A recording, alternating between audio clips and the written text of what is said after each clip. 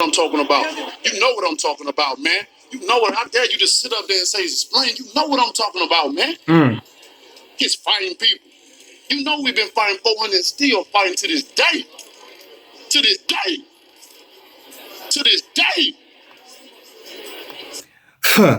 Now, if y'all don't know, that was the voice of the WBC heavyweight champion of the world, Deontay Wilder. Deontay was getting interviewed by a guy by the name of Radio Raheem, a black reporter who he does a lot of boxing interviews, a lot of boxing coverage. I've seen him around plenty of times. He's interviewed Deontay Wilder before and interviewed a number of other prominent boxers.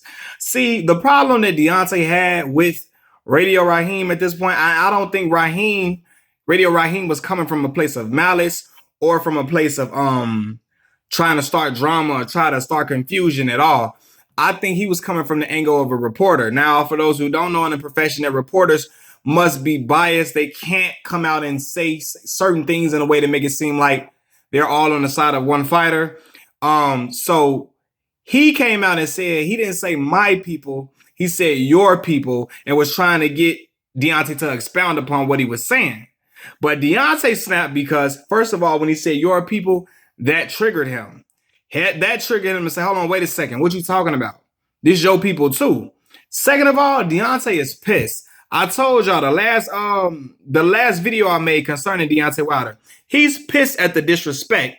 I say it time and time again. When Deontay Wilder brought up the fact that my people been fighting for 400 years, I'm not folding. And we still fighting that stuff to this day. He brought up that because, for one, Tyson Fury, his opponent, brought up his gypsy culture and brought up the fact that he comes from a fighting people that's been fighting for 200 years. And Deontay responded with the fact that he comes from ancestors that have been fighting through worse conditions and for a long time, 400 years, and that he draws from that. From the plight of his people to add to his warrior spirit. He gets his warrior spirit from the plight of his people. And a lot of people try to take that and try to twist it into try to twist it and create a narrative that Deontay is a racist man, that he's racist. First of all, y'all know what that is. Anytime a black person brings up slavery, most non-black people try to act like they don't know what he's talking about. They try to act like he is the villain. They try to act like, oh my God, it makes it so uncomfortable. Don't talk about, why do you talk about that so much? Don't say that. Shh. Don't say, hell no. We finna come out and be vocal about it. This history is a fact. It's proven fact. It's researchable. Like he said, do your Googles. You can find this stuff on the internet and you can see all the information that you want to see for yourself. No, we're not going to sweep it under the rug. We're not going to talk about it because it makes you uncomfortable. Because hell, if it made you uncomfortable, I can imagine. Can you imagine how it made my ancestors feel?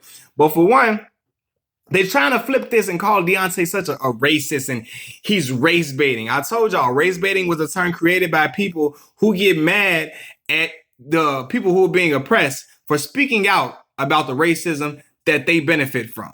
You know what I mean? So a person will call you a race baiter because you're speaking out about the racism that they benefit from. So stop all that race baiting stuff.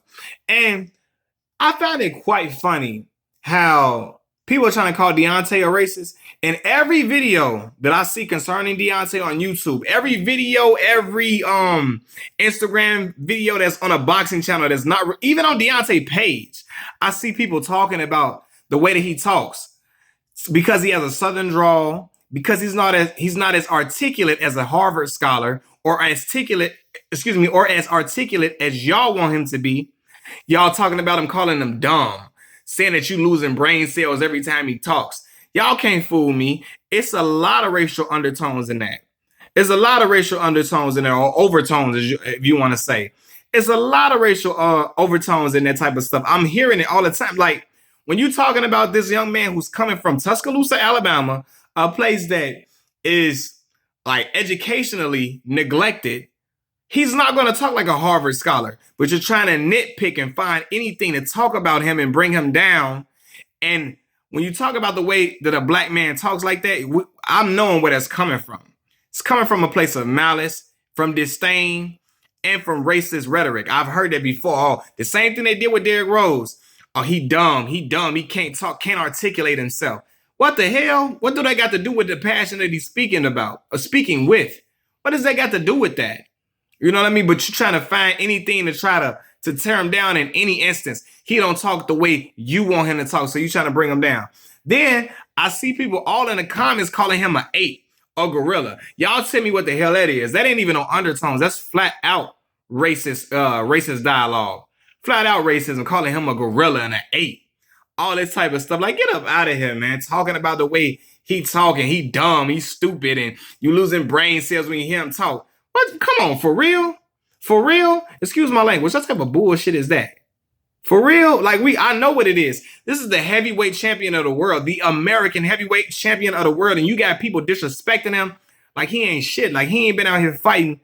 And he got 40 victories, 39 wins by way of knockout. I don't care if, he didn't fight top competition. First of all, he beat every man that they put in the ring with him. And then y'all try to downplay Ortiz. Let's see if Anthony Joshua and them can beat Ortiz easily. Let's see that. I want to see that. But I'm seeing the hate that he get every single time he make a post. Somebody talking about how the way he talking. I know how black men are criticized for how they talk, and there's a certain vernacular that we use, slang we use. And I know how the black Southern man is treated like he's dumb and he's stupid. And I'm not having it. And Deontay not having it either. He see this stuff. He not oblivious to it. He know what a lot of people be putting under his page. He know what time it is. Then he got fed up with Radio Raheem because really he felt like Raheem is wanting him to expound upon it, and for viewers who may not know. And Deontay like, what the hell? They know what time it is. They know what's going on in this country. They know what's been going on, and they know the history. They might play dumb and act like they don't know what's going on. We don't know. You know what he's talking about. It's not hard to research.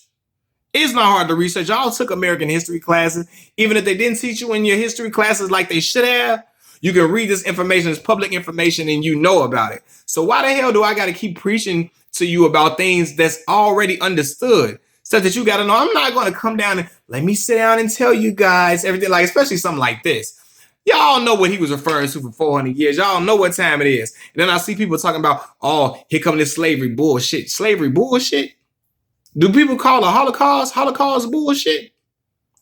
Do they call it that? And then I know what y'all gonna say. But the Jewish people don't talk. The Jewish people snap on y'all. Y'all talk about the Holocaust in that type of manner. They make sure you don't forget it at all.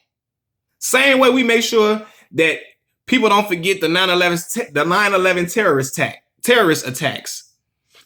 So what's so different with slavery? It's just it makes you uncomfortable because a lot of people have a problem with it because it makes them feel comfortable. Then you got a lot of Caucasian people that don't want you to talk about it because they don't want to feel like you talking about them. And people just bringing up facts. It's history. We cannot forget about it. But I don't think Radio Raheem came from a place of malice. I'm going to say that again. He just so happened to be, at the time Deontay was charged up, he happened to be on the other end of the microphone and he triggered him when he said, your people. And Raheem said it because when you're a journalist, they make you play a certain type of game. You cannot be biased. You can't appear biased. So he said, your people. And Deontay like, hold on, wait a minute. You try to check and make sure you on code. You on code with what's going on. Hold on. Your people, my people, this your people too. And let them know what time it is. He felt like he evoked so much passion, like I said before, because for one, that your people line, he like, we both black men. What are you talking about? And then for two, I'm not finna keep sitting there and give these people a history lesson on everything they already know. They playing dumb, and it's easy to see. And again, I see how bad Deontay is scrutinized. He dissected for everything. He can't fight. This bum can't fight. You got Americans from home American soil. This man is a champion from one of the most unlikeliest places. The most unlikely places. Tuscaloosa, Alabama. And y'all out here try to disown him to ride with a man from a whole nother country. Come on, man. Get up out of here, man. Get up out of here, dog. Like, for real? For real? Like, and I'm looking at it like, that's why he snapped like that. And I'm so happy he did. Beat your chest, King. It's like, look, all this, again, I see the passion, the burning passion in his eyes. You can tell He's not playing. He's not playing. And because of the disrespect that keep coming on, is adding up, piling up, piling up. Like, hold on. Y'all people out here, y'all talking down on me, and I'm the champion of America. You got Americans doing this. Like, yeah, Americans. And then somebody, I know y'all gonna say, just because we're American, that don't mean we got a roof. Yes, y'all, yes, you do. Yes. Because you won't dare see people in England, majority of people in England going over riding for Deontay. Fight somebody for the Philippines. The people in the Philippines not finna ride for the American fighter. It's a done deal. It's not happening. You can have a few here and there. Matter of fact, they not. England, you got some few guys that like Deontay that's riding for Deontay, but majority of that country is riding for Tyson Fury. And I'm looking like, America, why we can't do the same thing? Why we can't do the same thing, man? He fed up, he pissed off. And I can see it in his eyes, man. Like he mean what he say, and he's standing on it. He's standing on it, man. He's standing on it. And this don't matter. I see people, oh, he better win, all that. Man, look, this ain't even about that fight. The fight gonna go down. This ain't even about that fight. This about the fight on the outside of the ring. He letting you people know, like, no. You seeing what they saying about me. You seeing how they talking about me. And y'all don't want me to say nothing and get over it. And, oh, that didn't happen to me. Why? Because it didn't happen to me. It happened to my great-grandma, my grandmama. My people. It's my history. I find it funny how you have other cultures that can say they can take pride in their culture, but when a black person do it, we being racist. A Hispanic, a Mexican person can take pride in his culture. It's fine because it's attached. You know why they think it's attached to nationalism and not ethnicity? Because black people are rooted in the United States, they feel like we shouldn't be saying, no, you're going to ride for, look, you're going to ride for your people. You're going to speak up for your people once they're being wronged. Deontay from Alabama, I think the guy was shot and killed. Former, he was in the military in Alabama. He know what's going on, and he's seeing it. He's seeing it spewing in his comment section. He's seeing people having a certain amount of vitriol for him, disgust for him for no reason other than the fact that he's an outspoken, confident black champion, and y'all don't like the way he fight. Y'all think he fight like a Tom girl. You think he fight unorthodox. Y'all think he fight silly.